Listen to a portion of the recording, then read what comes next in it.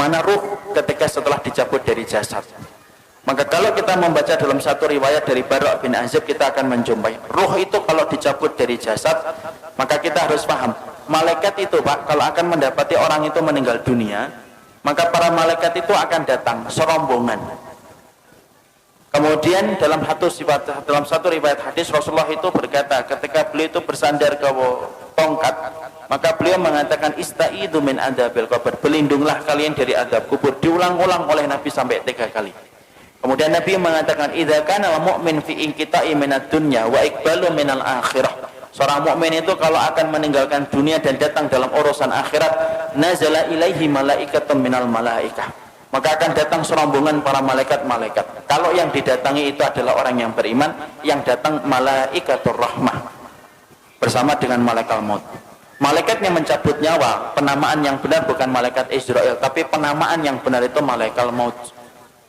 Dia datang serombongan bersama dengan malaikatur rahmah. Para malaikat kemudian di mana? Fajalasu inda mudil basar. Para malaikat itu duduk sejauh mata orang itu ketika memandang. Makanya orang kan kadang-kadang kalau mau meninggal dunia begini. Itu bukan melihat tatapan kosong, tetapi dia melihat sesuatu yang tidak pernah dia jumpai seumur hidupnya. Mana malaikat itu kalau yang akan dicabut adalah orang yang beriman, malaikat itu akan membawa 2 barang. 1, kafanun min akfanil jannah, kain kafan dari surga. 2, hanutun min khunutil miski, dan yang kedua itu akan membawa minyak wangi yang diambil dari surga. Setelah kemudian duduk sejauh mata memandang, yang akan datang, yang turun 1, malaikat maut di atas kepalanya. Setelah dicabut semuanya sempurna, malaikat maut selesai tugasnya. Kemudian diserahkan kepada malaikatur rahmah. Kalau dia orang yang beriman, dibalut sama kemudian kain kafan yang diambilkan dari surga, diberikan minyak wangi dari surga. Itu loh Pak, masalah pakaian itu saking pentingnya. Ruh itu aja masih dikasih pakaian. Makanya orang kalau sampai ngeremehin aurat itu kebangetan, karena ruh saja ditutupin. Itu kemudian bagaimana dengan kain kafan yang diambil dari surga, ditutup dengan kain kafan dari surga. Lalu kemudian dibawa ke langit yang pertama. Setelah dibawa ke langit yang pertama, Rasulullah mengatakan fastaftahu lahumul bab, mereka meminta supaya dibukakan pintu langit yang pertama. Pintu langit yang pertama terbuka. Kemudian mereka memasuki pintu langit yang pertama, karena sesungguhnya langit itu ada 7 lapis. 1, 2, 3, 4, 5, 6, 7. Satu lapis dengan lapis berikutnya sejarak 500 tahun perjalanan. Lapis yang kedua dengan lapis yang ketiga 500 tahun perjalanan. Atasnya Pak ada pohon bidara Pak, makanya dinamakan Sidratul Muntaha. Sidrah itu bidara, Muntaha itu puncaknya langit. Di atas langit yang ketujuh ada lautan. Dari dasarnya sampai permukaannya 500 tahun perjalanan. Di atas yang tempat yang begitu besar, itulah nanti kemudian yang menjadi salah satu tempat arasnya Allah. Maka naik itu melewati langit yang pertama. Seluruh para malaikat gemuruh Pak, cuma kita tidak mendengar. Kita tidak pernah mendengar itu. Makanya dijadikan, kenapa pendengaran kita terbatas? Kalau dijadikan pendengaran kita sensitif, malah tidak bisa tidur. Karena tiap hari kita akan mendengar omongan para malaikat, dan kita akan mendengar omongan orang ketika mati, dan apa yang disampaikan oleh para malaikat di atas langit.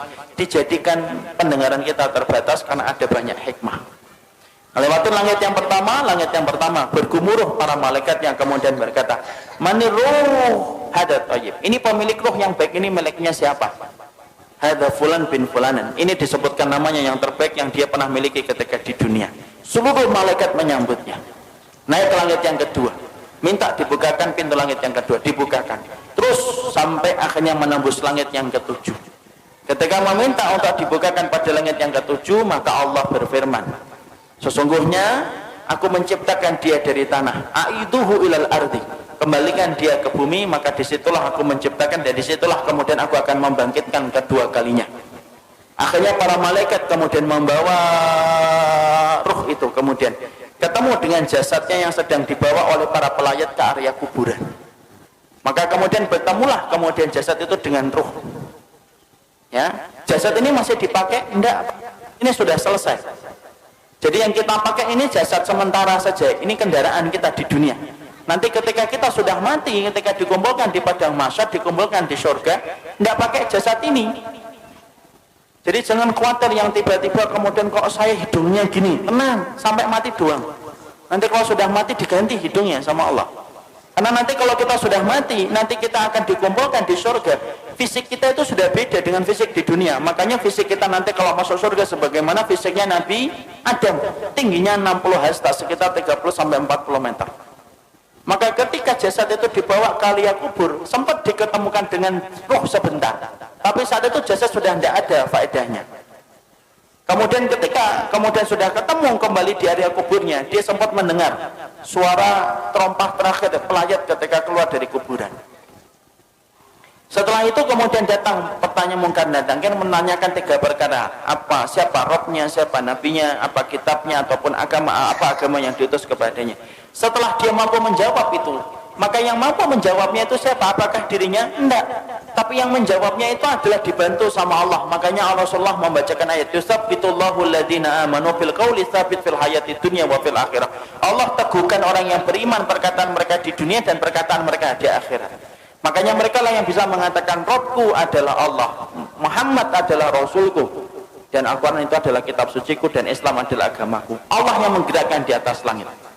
Setelah dia mampu menjawab pertanyaan yang pertama, maka Allah berfirman di atas arasnya, Shadaqa abdi, hambaku ini jujur, benar dalam imannya sampai dia mau menjawab pertanyaan itu. Waftahu lahu baban ilal jannah, maka bukakan pintu antara kuburnya dengan surga. Malaikat membukakan pintu, tidak ada batasan antara kehidupannya di kuburan dengan surga. Dia melihat surga itu, tapi bedanya cuma satu, dia belum bisa masuk ke surga itu. Kemudian Allah bukakan pintu surga itu. Kemudian datang kepadanya seseorang, kemudian dia bertanya, siapa anta? Man anta? Kemudian dia menjawab, orang yang begitu rupawan itu berkata, ana amaluka sholih, saya adalah amalmu yang sholih. Ini sholatmu, ini puasamu, ini sedekahmu, ini ridhomu, ini takdirmu. Maka ini adalah keikhlasanmu, ini infakmu. Maka saya akan menemani kamu sampai nanti hari kiamat. Saking senangnya, ruh itu kemudian berteriak, teriakannya apa? Ya Rabb, aqimis sa'ah hatta arji ila ahli. Ya Rabbku, tegakkanlah hari kiamat supaya aku ketemu cepat dengan keluargaku. Masya Allah. Jadi memori tentang keluarga itu tidak pernah hilang. Sampai orang ketika di kuburan pertama kali, tidak ada yang dia lupakan kecuali adalah masalah dia bersama keluarga. Nah, disitulah kita paham. Kemudian pertanyaan kita, ruh itu ditempatkan di mana, Ustaz? Ruh itu ditempatkan oleh Allah berdasarkan perkataan yang disampaikan oleh Imam Ibnu Qayyim itu macam-macam. Ada ruh yang ditempatkan di dalam kubur mendapatkan kenikmatan. Ada ruh yang ditempatkan yaitu di tempat-tempat yang berbeda. Ada ruh antara langit dan bumi. Ruhnya siapa? Orang yang punya hutang ketika dia tidak membayarkan hutang itu sampai dia meninggal dunia. Ada ruh yang kemudian ditempatkan di tanur. Tanur itu tempat kayak periuk, masuknya kecil, keluarnya besar. Dalamnya itu ke bawahnya besar. Untuk siapa tanur itu? Tempat bagi ruh mereka yang dulunya ketika di dunia berzina dan tidak bertobat sampai mati, dibakar oleh Allah selamanya sampai nanti hari kiamat itu datang. Dan mereka berusaha keluar tetapi tidak bisa keluar. Imam Ibnu Qayyim menjelaskan itu tempat bagi para pezina yang tidak bertobat sampai dia mati. Ada kemudian ruh yang ditempatkan di sungai darah. Setiap waktu kemudian dia melipir ke pinggir, kemudian dilempari batu, kemudian dia melipir lagi, dilempari batu. Siapa itu? Pemakan riba yang tidak meninggalkan ribanya.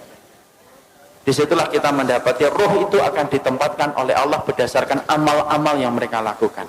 Ada enggak ruh bergantayangan? Tidak ada bergantayangan. Kayak kurang kerjaan aja bergantayangan. Karena sesungguhnya ruh itu miliknya Allah dan Allah yang menggenggamnya. Nah ini ada rumah habis mati bunuh diri, malamnya kelihatan orangnya nangis-nangis, Ustaz, itu setan. Ruh itu tidak mungkin balik, Pak. Kenapa ruh tidak mungkin balik? Karena ruh itu tempatnya di alam barzah. Dan barzah itu kenapa disebut dengan barzah? Tembok tebal yang tidak bisa ditembus itu namanya barzah. Nah kalau ruh itu masih bisa seliweran dalam kehidupan dunia, penamaan barzah itu batal demi hukum. Karena kemudian masih bisa ditembus, makanya tidak bisa balik. Ada tembok tebal, sebagaimana Allah sampaikan dalam surat Al-Mu'minun ayat yang ke-100, tidak bisa balik. Apalagi sampai kemudian balik, ngeliatin anaknya, rumahnya. Ya kalau rumahnya nggak dijual, kalau rumahnya dijual kan jadinya sedih. Loh, kok sudah ganti orang ya? Karena nggak ada yang bisa balik, Pak. Makanya ruh itu semuanya ditempatkan oleh Allah berdasarkan amalan-amalan mereka, dan tidak ada ruh yang bergentayangan. Makanya kemudian kalau kita dapatin ada tempat-tempat, ada orang mati bunuh diri kok kelihatan ada hantunya, itu bukan roh, tapi itu setan yang mencari celah dan kesempatan supaya dia itu ditakutin. Kenapa setan itu senang untuk menakuti manusia? Karena setan tahu syirik itu mulainya pertama kali ketika takut. Orang kalau sudah takut maka cenderung gampang untuk melakukan syirik. Kalau sudah syirik nyebar kemenyan. Kalau sudah syirik dia akan kemudian korban di situ, di tempat yang dia takutin.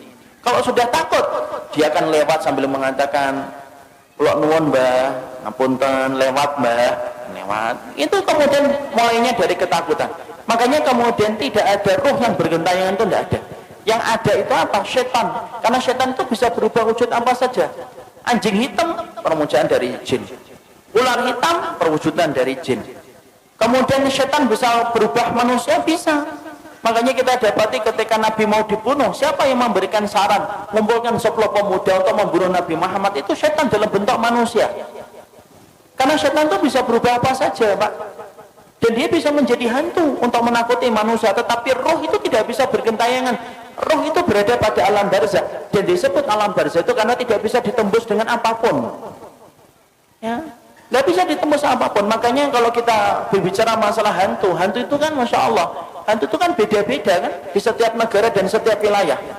Kalau di Amerika, hantu itu apa? Hantu itu keren, pakai jas, kemudian giginya runcing, sukanya gigit leher, enak itu. Itulah yang disebut dengan Dracula. Itu hantu Amerika. Kalau Cina beda lagi, hantunya lompat-lompat gitu. Kalau kemudian ada warna kuning berhenti dia, itu hantu Cina. Kalau Indonesia itu yang paling ini, Indonesia apa? Ngesot gitu ya. Itu Indonesia, Masya Allah. Ini produk karena penjajahan Belanda. Sampai bayangin hantu itu nyelongso gitu loh. Yang paling keren itu ya Amerika, pakai jas, giginya runcing, takut sama matahari. Kenapa kok manusia itu ketika bayangin hantu itu beda-beda? Karena memang hantu itu hasil dari kemudian bayangan kita sendiri. Ketika setan itu kemudian menakuti kita supaya kita melakukan kesyirikan ketika sudah takut. Makanya tidak ada yang namanya roh itu bergentayangan, itu tidak ada, Pak. Kata Imam Ibnu Qayyim, roh itu ditempatkan oleh Allah berdasarkan dengan amalnya. Ada roh yang ditempatkan di dalam tembolok burung hijau.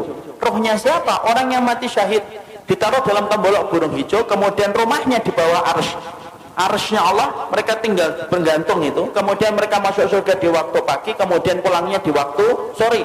Tidurnya di bawah arsy-nya Allah.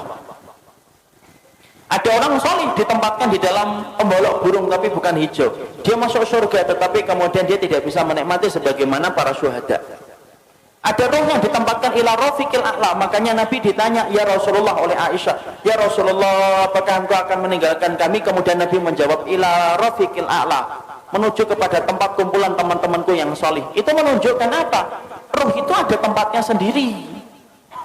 Makanya kalau kita bertanya, apakah roh itu bisa ketemu dengan roh-roh orang lain? Imam Ibnu Katsir menjawab, iya, roh itu bisa bertemu, Pak, selama mereka sama-sama mendapatkan kenikmatan.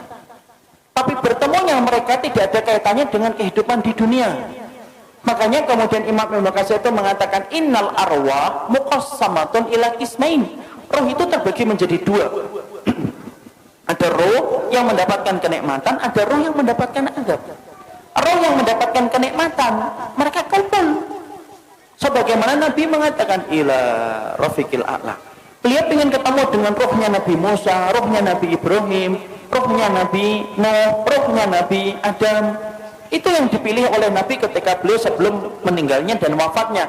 Beliau mengatakan apa? Ila rafiqil a'la. Makanya Nabi detik-detik ketika sebelum meninggal, beliau melihat ke langit, kemudian beliau mengatakan ila rafiqil a'la, tangan beliau jatuh, kemudian kepala beliau bergeser. Akhirnya beliau meninggal dunia. Berarti roh itu kumpul enggak dengan roh yang lainnya? Roh itu kumpul dengan yang lainnya selama mereka sama-sama beriman. Kecuali roh yang mendapatkan adab. Innal arwah mu'adzabah la tatakian. Sesungguhnya kalau roh yang mendapatkan adab, mereka tidak ketemu. Tapi roh yang kemudian mendapatkan kenikmatan, mereka saling ketemu. Mereka saling ketemu. Dan mereka saling bertanya. Makanya Imam Ibnu Katsir sampai berkata, roh itu kalau kemudian ada yang meninggal, kemudian roh ini orang yang beriman ketemu dengan saudara-saudara mereka yang sebelumnya sudah meninggal, mereka saling bertanya, gimana kabar keluargaku?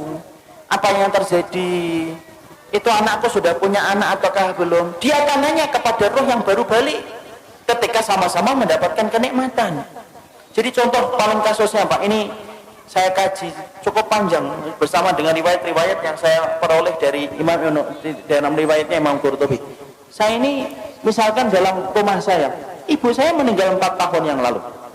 Ibu saya meninggal 4 tahun yang lalu. Kemudian ada itu keponakan beliau itu meninggal 2 bulan yang lalu. Ini kalau sama-sama beriman sebagaimana keyakinan dari Ahlussunnah, Imam Qurtubi, Imam Ibnu Qayyim, itu ibu saya insya Allah kalau beliau mendapatkan kenikmatan di alam kubur akan ketemu dengan keponakannya, sepupunya. Dan ketika mereka ketemu, mereka saling bertanya, gimana kabarnya Fulan, gimana kabarnya Fulan, Fulan gimana, bagaimana desa di sana sekarang. Kenapa mereka bertanya tentang keadaan keluarganya dan keadaan kampungnya? Karena mereka sudah terputus kabarnya dari kehidupan di dunia. Makanya inilah yang menjadikan kita akhirnya ternyata roh itu, dia itu ada yang mendapatkan kenikmatan, dan di antara kenikmatan itu akan dipertemukan dengan roh-roh yang beriman. Sebagaimana kita nanti dalam di urusan akhiratnya di surga, kita akan dipertemukan dengan teman-teman kita yang dulu menemani kita dalam kebaikan ketika berada di surga. Sama, roh pun sama Pak. Jadi di sini kita paham tidak ada roh bergentayangan, tapi roh itu mereka akan mendapatkan tempat yang disebut dengan tempat barzah. Disebut tempat itu barzah karena tidak bisa ditembus dengan apapun, dan roh yang mendapatkan kenikmatan saling bertemu dengan roh-roh orang yang beriman yang juga mendapatkan kenikmatan. Jadi misalkan di sini di Tangmangu ini, kalau ada yang sudah meninggal gitu, kalau yang meninggalnya baik, ternyata di kuburan dia mendapatkan kenikmatan, ada saudaranya juga yang meninggal lebih dulu kemudian mendapatkan kenikmatan, itu saling ketemu. Itu saling ketemu dia, dan itu mudah bagi Allah. Makanya Imam Ibnu Katsir itu menyampaikan itu mudah bagi Allah karena itu merupakan bagian dari kenikmatan yang Allah berikan sebelum mereka menunggu urusan akhirat ketika kiamat ditegakkan oleh Allah. Nah itulah yang menjadikan akhirnya Masya Allah ya sedemikian masalah roh itu.